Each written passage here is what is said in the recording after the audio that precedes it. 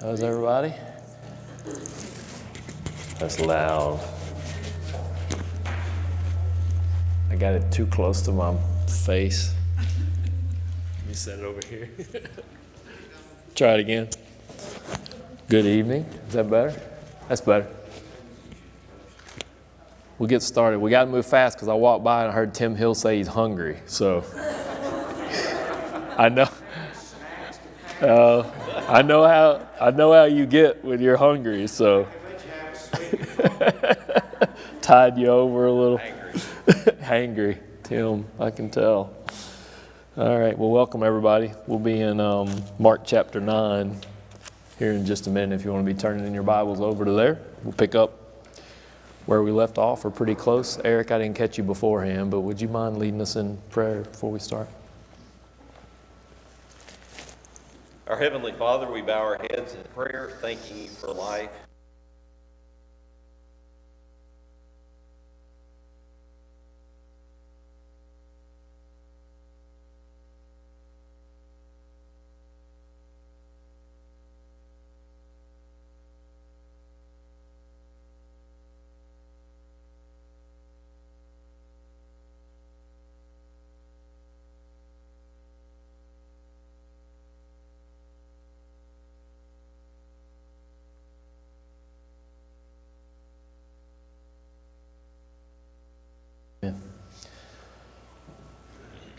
All right, Mark chapter 9. We'll get there in just a second. We will do a quick review here of the last chapter or so. So, looking back, if you skim back and look at chapter 8, you'll be reminded of a few things we spent some time on there. One is we looked at the second miraculous feeding that was recorded for us. We saw that in chapter 8. And then we saw some conflict between Jesus and the Pharisees. They were looking for a sign from heaven. We saw more interaction between Jesus and his disciples. He's trying to help them see and hear what who he really is and what's really going on. We see a lot of their struggles. We'll see more of that tonight as they're trying to figure all that out and make all those connections. We see another healing. We see a blind man was made to see, and then we see Peter's confession that Jesus is the Christ. At that point, we see that Jesus starts to talk even more plainly about what is soon to take place, that he's going to be killed and raised after 3 days. And then at the end of the chapter, we saw we see a picture of what being a disciple looks like, and we talked about how it looks like losing our life on earth so that we can save our life eternally, so that we can gain our life in eternity.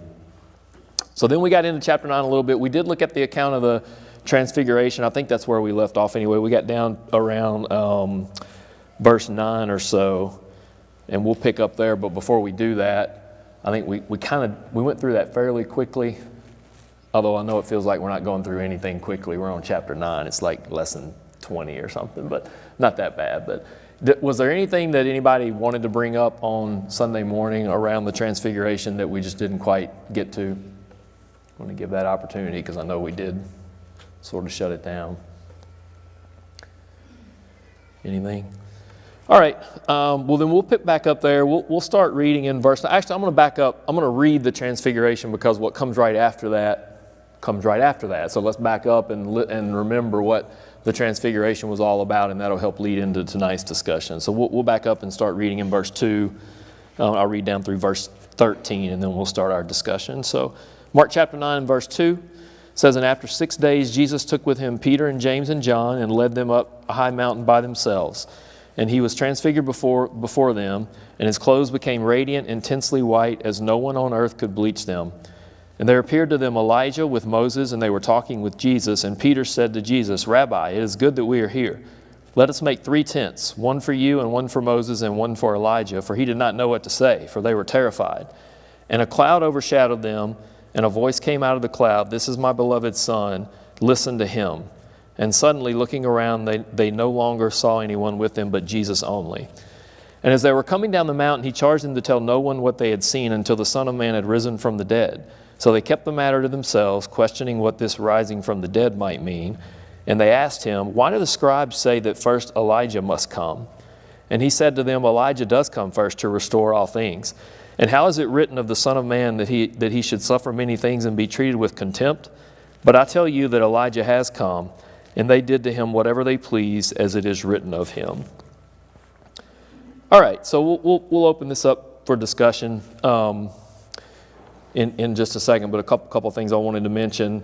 One is just, we talked about this a little bit on Sunday, but Jesus was pretty clear he did not want them talking about this at this point. I think on Sunday, we were all speculating, but there was some speculation that, well, maybe it was because Jesus knew they didn't really get it quite yet, and he really didn't want them going out and sharing what they thought about this because they didn't have it all figured out yet, and he didn't want them sending the wrong message. I don't know. That's a good theory. I think what we can know for sure is that it wasn't time. Whatever that message might have been coming from the disciples, either was something that he didn't want to have happen, or maybe the message would have been fine, but it wasn't time, and Jesus wasn't ready for them to talk about that yet. Did they understand it? I mean, do we see here?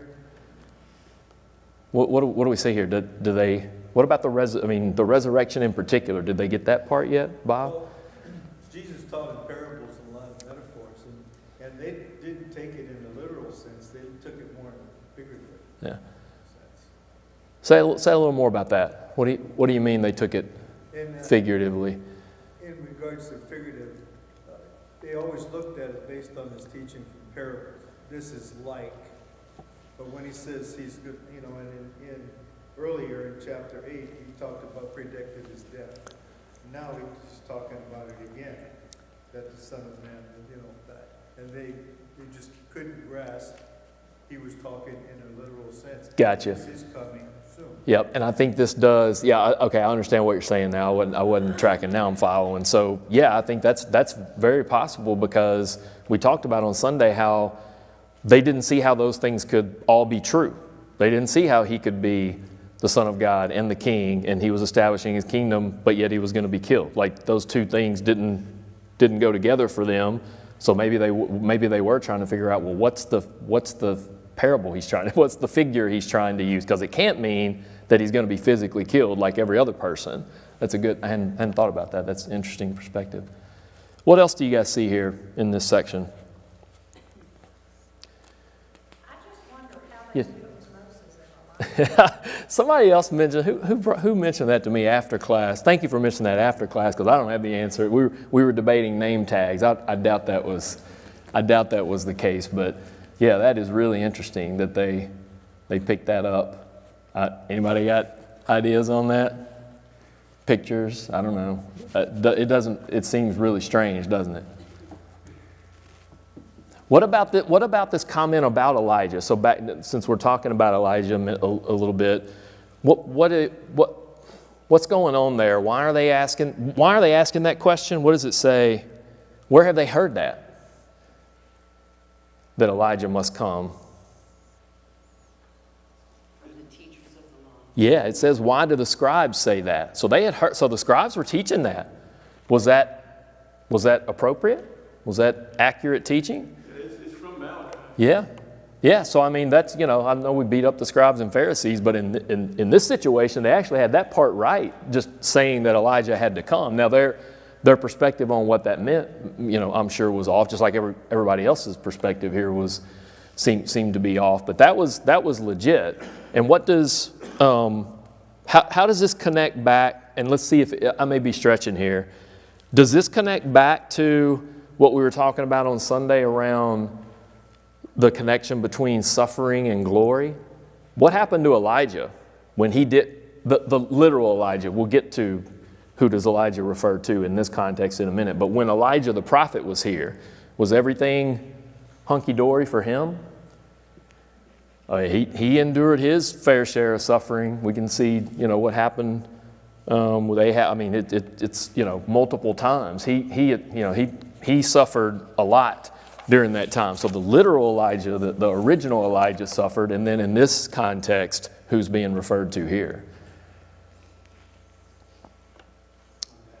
John the Baptist. Yeah, I think. Anybody got a different perspective on that? I'd like to hear it. Maybe I'm being naive there. Tim? Well, I think we know from other gospels that it is John the Baptist too.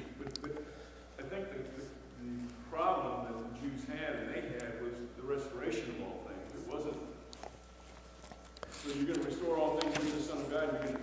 Right. They don't connect.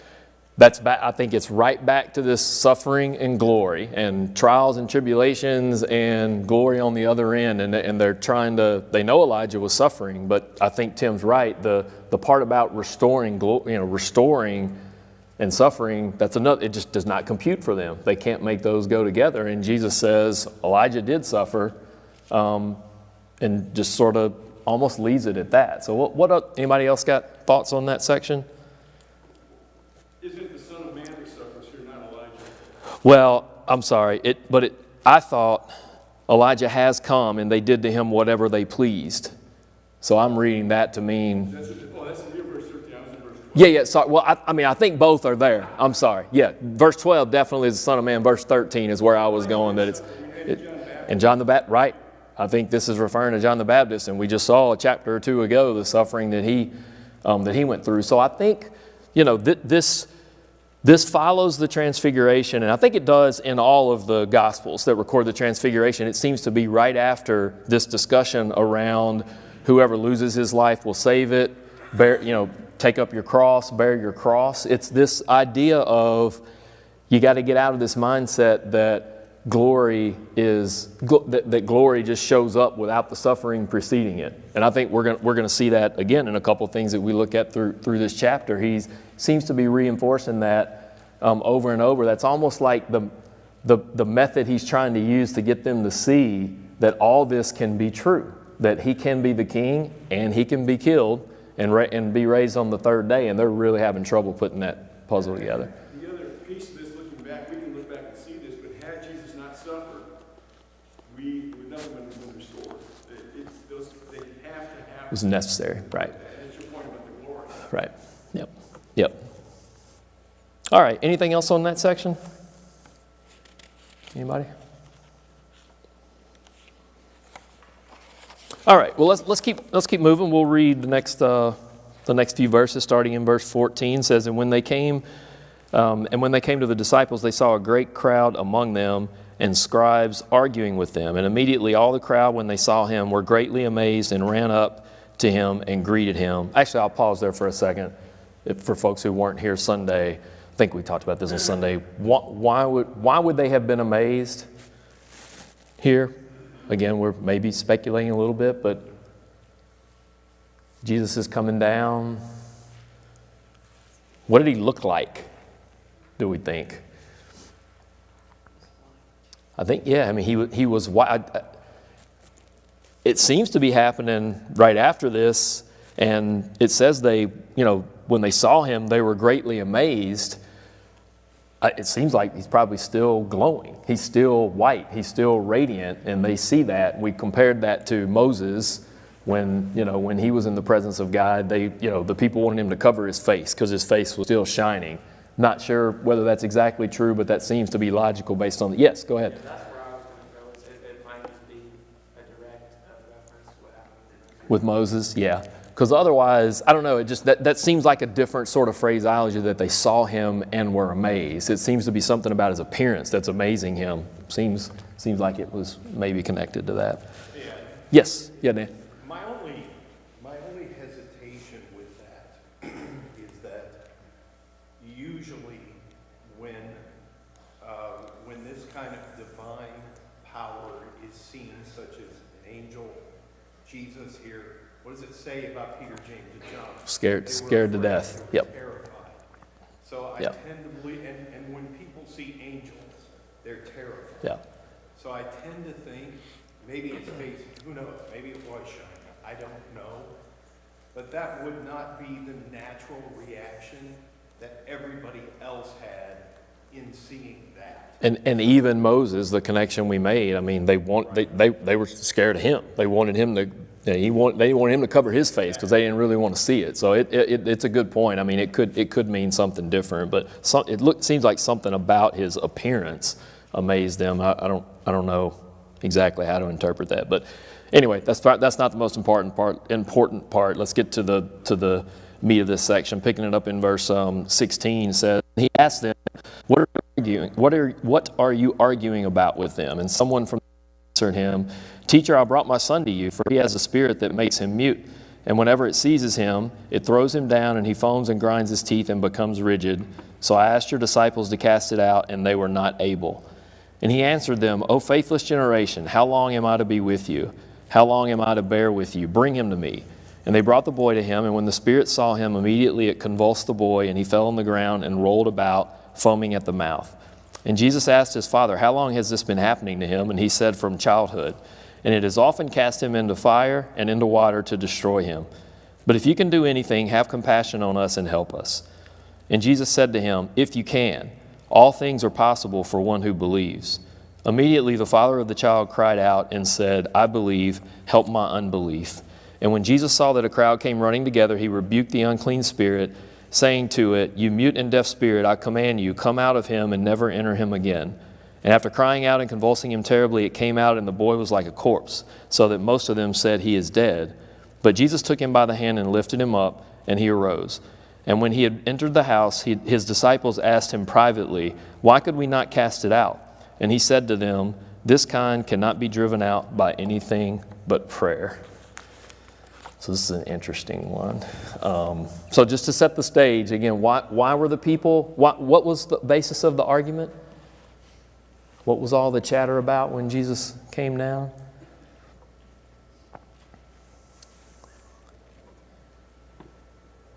Somebody summarize that for me. What was the debate?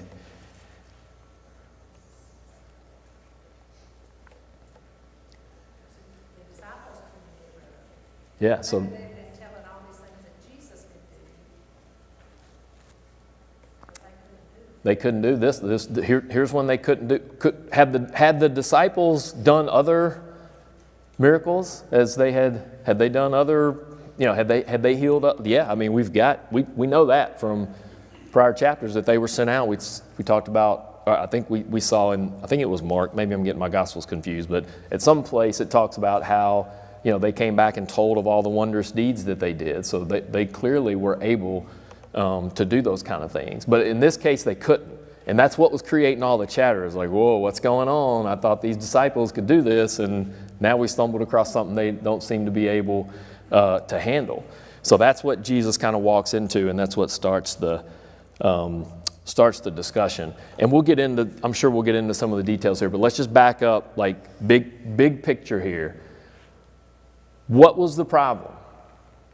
Why were they not able to heal? Just simple statement. What was the problem? Lack of what? Faith. Lack of faith. I mean, that's what he says. Now we can roll around in what that, exactly what we think that means. Whose faith? I'd like to get perspective on that. Whose faith are we talking about? I think I know, but we'll discuss that a little bit. But it seems to be that the healing wasn't taking place because there was a lack of faith. And I think when he says, "Oh, faithless generation, how long am I to bear with you?" That's the way I'm interpreting that. So, anybody got comments or thoughts on that, Tim? Earthly, man-only sense, and they're not actually cognizant of the fact that this is God's power working through. Right. That's what Jesus is. Is there faith and trust in God? Have they gotten to the point where they actually think they're doing this themselves? I don't know, but somehow the prayer would have helped them. I think it's clear the prayer would have helped them cast out the demon. And I'm saying praying for more faith and strengthening their faith through their prayer might have allowed them to do that. Maybe that's not exactly what's being said here, but there's something in there like that. Some of the notes Yep. say Eric. that it was fasting was also. Yep, a prayer and part of this, fasting, Prayer right. and fasting. So I think the comment regarding a focus on God Yep. in this sense is probably the essence of what Jesus is saying Yep. to them Yep. and where that power is coming from. Yep. Recognition that it's Yeah. coming from Him. Yes, sir. The other thing to remember in the context of what's happened before, God had just said, you listen to my son. You don't listen to anybody else. What we're seeing here is only the son can do it. Could do this one. Right. I think that's the emphasis. He's yet again establishing his position as the king, different than even the disciples who he sent out to do all these miracles. It's a different level. And Bob, before we leave, you were also making the point around the man's comment about if you can, please help me out here. So Any thoughts on that? What's Jesus' response to that, by the way? He sort of goes right at that, and he's like, if you can. Everything is possible. Right. He just takes that off the table. Like, there's no if you can. Like, that's not part of the discussion. It's if you will. That's a fair question. But if you can is not even part of it. It seems disbelief of the people was a constant grief for Jesus. Right. Because Yep. the unbelieving generation, man, Yep. You can see his frustration a little bit in that comment. Dan. Yeah, let's not ignore the opposite side of this, which kind of constitutes a big elephant in the room here. Number one, the father said that the demon has possessed this boy since he was a child. Right. So what does that do? That really kind of flies in the face of the idea that sin invites the demons in. Yep. So if he was a little child, now, Yep. he could have been a little child, I don't know how old he was, but he was a child. Yep. So a demon possessed him as a child. So that kind of flies in the face of that belief. But number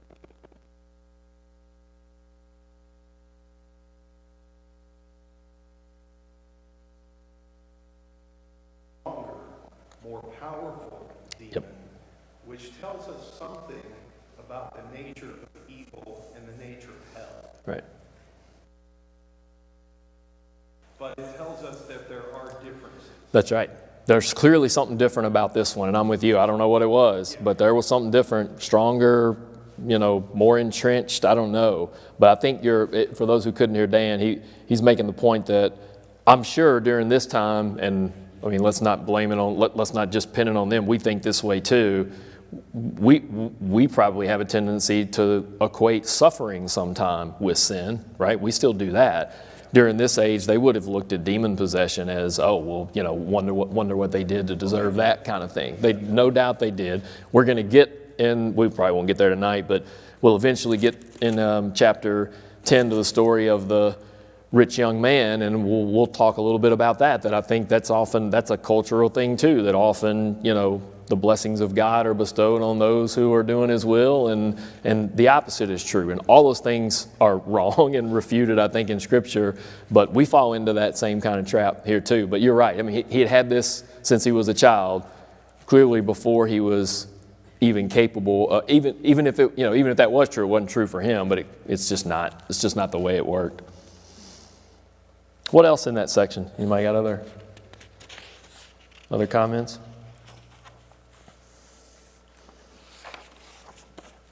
All right. Well, let's keep going. We'll get through a couple more.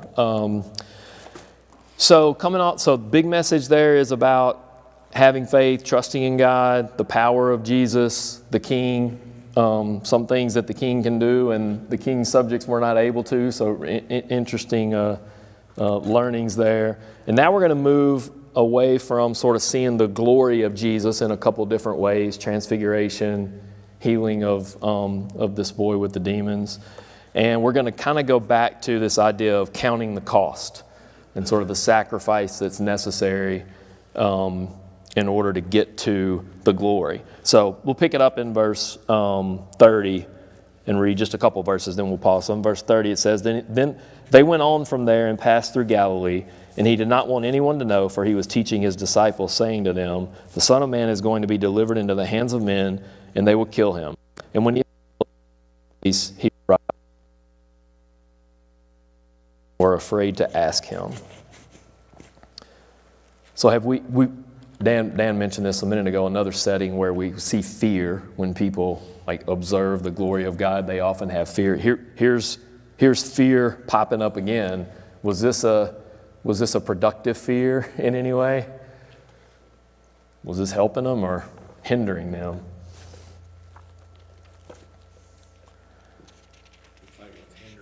Yeah, it was hindering. I mean, it was causing them to not ask. And we actually have seen them a couple of times in the last chapter or two ask, right? Which I think somebody made the point on Sunday or at some point, hey, maybe we're making progress here. We see them in verse 28. They had entered the house. His disciples asked him privately. So at places, at points in time, we do see them going to him and asking, like, what does this mean? But here, when it came to this comment about being killed and after 3 days rising, they were afraid and wouldn't even ask him what it meant.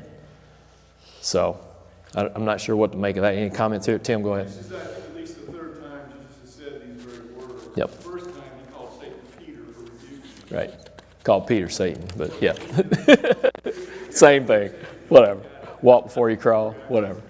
Yep. But I think it's two things. One, they don't understand, but they don't want to get rebuked like that even Yep. by the Lord, I would suspect. They're struggling mightily with this most important thing. That's a good point. And it's not like I'm sure we don't have recorded every interaction in the meantime. Maybe they did ask him 3 times before this and they still don't get it. And they're like, I'm not going there again. Who knows what's going on here. But it's certainly not helping their understanding to, allow the fear to keep them from continuing to try to get Jesus to help them figure it out. Where they just came down. They've seen Elijah and Moses, and Jesus says this again about him rising from the dead. Right. It's like there he goes again talking about rising from the dead. Right. So it's like this perpetual question Yep. in their minds, like what in the world? What does that mean? Yep. Yep. Yes, sir.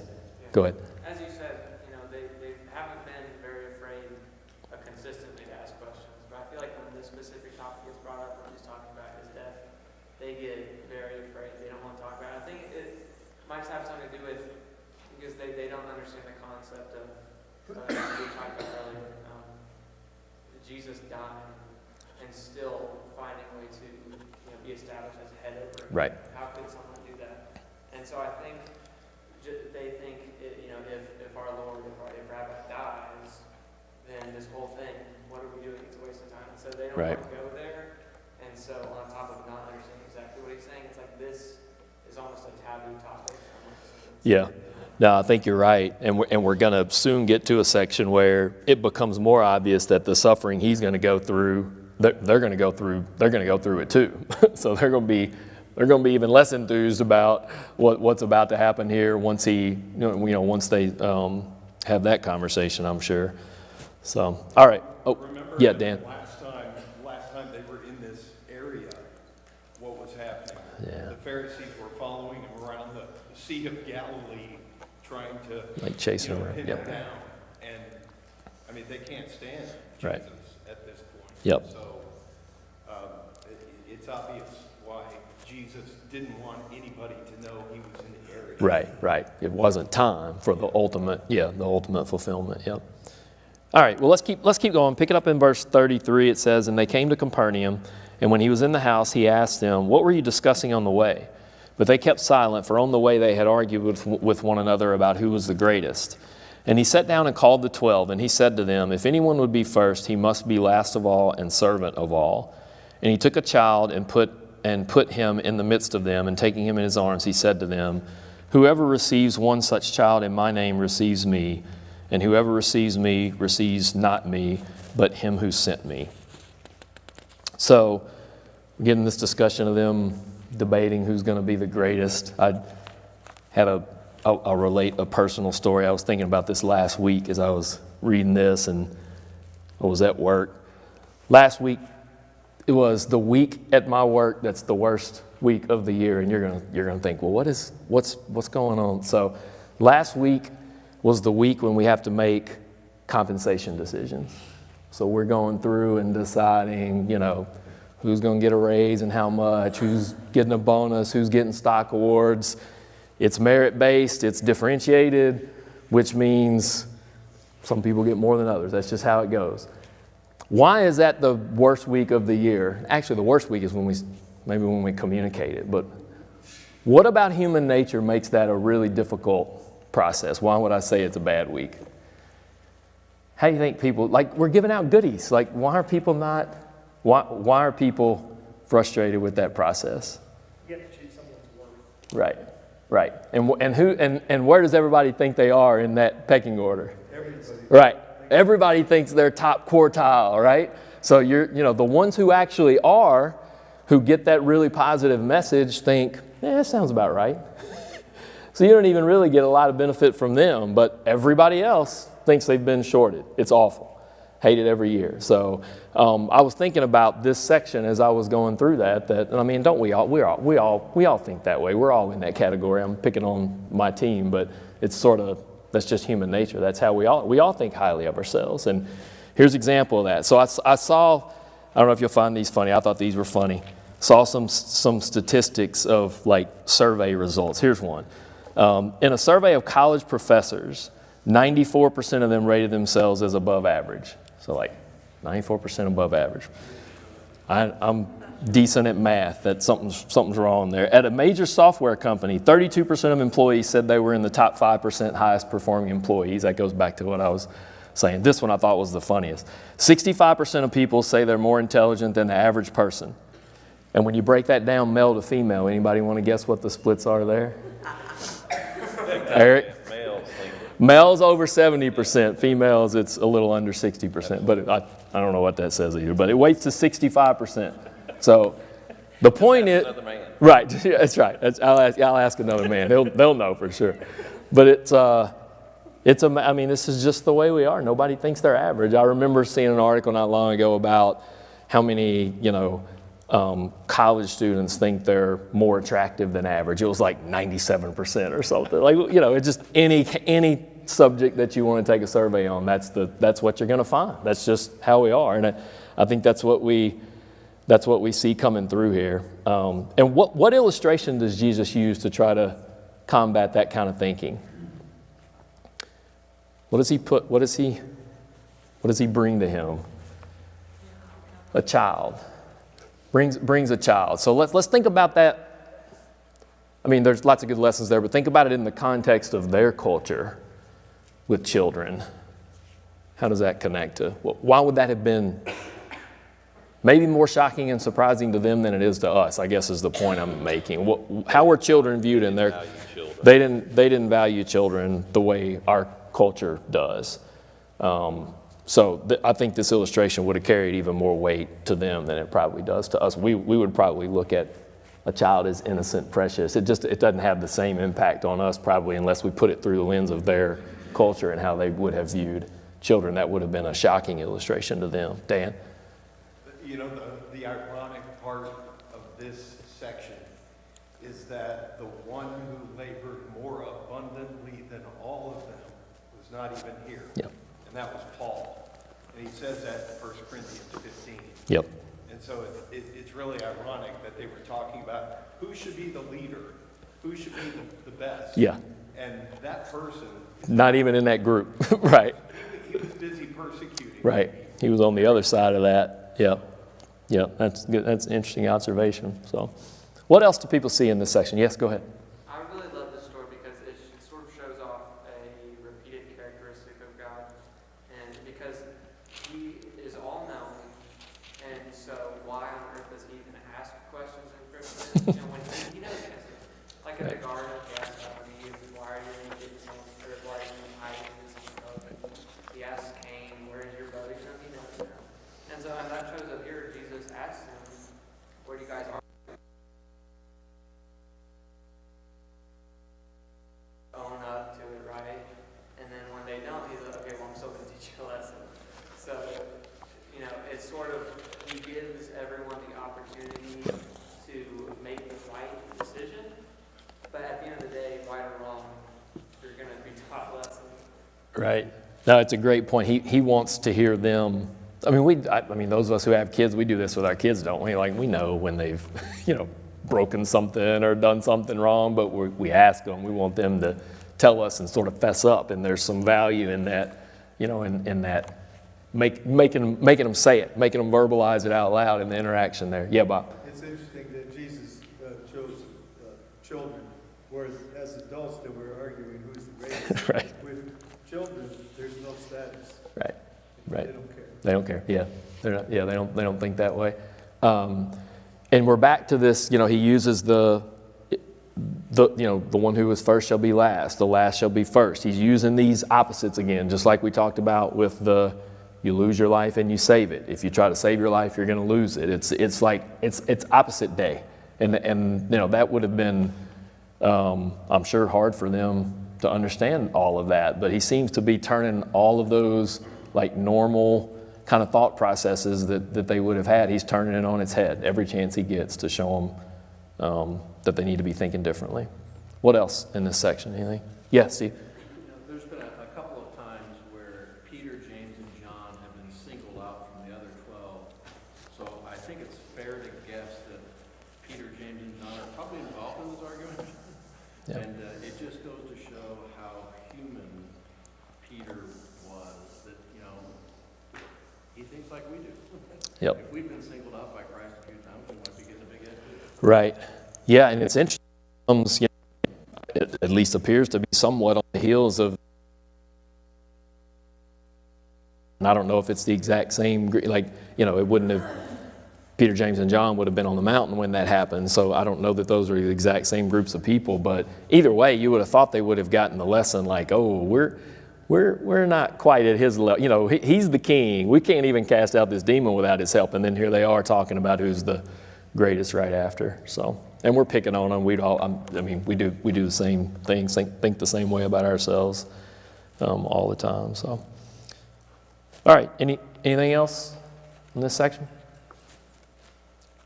Let's get through at least one more. We'll pick up in verse 38. It says, John said to him, "Teacher, we saw someone casting out demons in your name, and we tried to stop him because he was not following us. But Jesus said, 'Do not stop him, for no one who does a mighty work in my name will be able soon afterward to speak evil of me. I say to you, whoever gives you a cup of water to drink because you belong to Christ will by no means lose his reward.'" So I think that was the first bell. So we've got about 5 minutes. But let me ask a couple questions, and then you can share your thoughts on this. One is, why does it appear, or what's your interpretation of what we read here? Why were they making a big deal out of this? Why were the disciples even bringing this up? What was their issue here? It could go back to that sense of pride and the fact that, well, we're the chosen. This guy's not even part of the gang. Yeah. I think for those of you who didn't hear that, maybe the sense of pride is coming through here as well. And I mean, that last phrase, because he was not following us. I don't know exactly what the us is, but that would be my interpretation of what we see, is that they're sort of saying he's not part of us. And here he is running around casting out demons. We don't like that. Like, we're the only ones that should be doing that. But is that true? At this point, were they the only ones who were able to do these works? We don't see that here in Mark, but I think the 70 at this point, I think when you go back and track where that happened along the way, I think that's already happened. So, I mean, there were others that were out doing those works. Maybe this is one of them. I don't know why they wouldn't have known that or understood it, but they didn't like it, and it seems to be because he's not part of them. Like, he's not part of our group, and here he is doing this. We don't like that. And what was Jesus' response?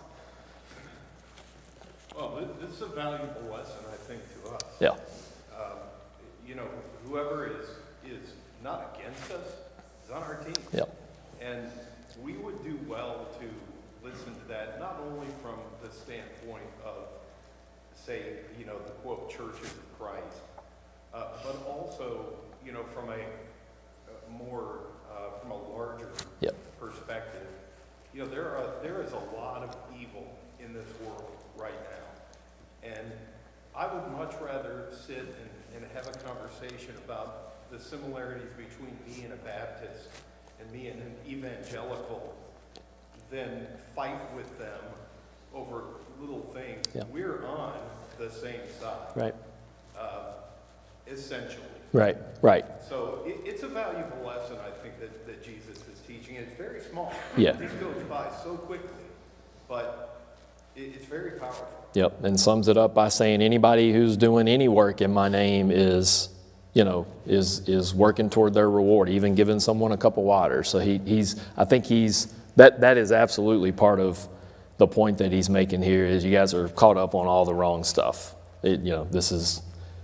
This person's doing good, they're doing it in my name. Now, that doesn't discount what we know in other places about those who say, Lord, Lord, and prophesy in my name. I mean, I'm not discounting any of that, but In this case, I think it's probably more about them just not liking the fact that there was somebody else out there doing this stuff and they weren't part of their group. So, Steve?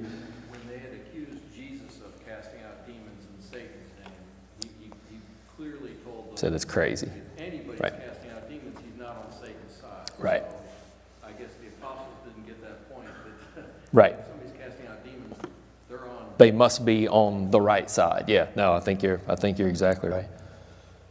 Anything else in this section? We won't start the next one because we only have a minute or two. Any other comments here? Looking back, Yes. I also just thought about the irony of them being unable to cast out that other spirit, and now someone else is. They don't like that.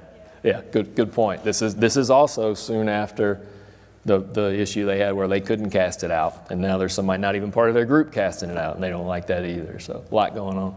One more tangent observation. Go ahead. We're all about tangent tonight, I think. Normally when an apostle speaks up, it's Peter.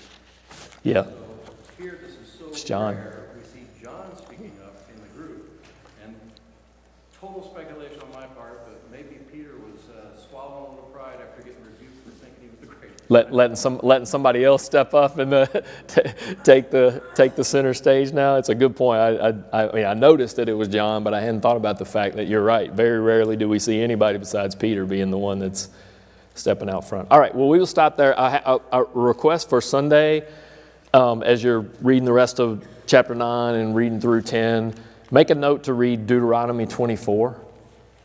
And you'll see the connection to something that we'll talk about in chapter 10. Deuteronomy 24, read that, and I think that'll help part of the conversation on Sunday. All right, thanks everybody for your comments. Thank you.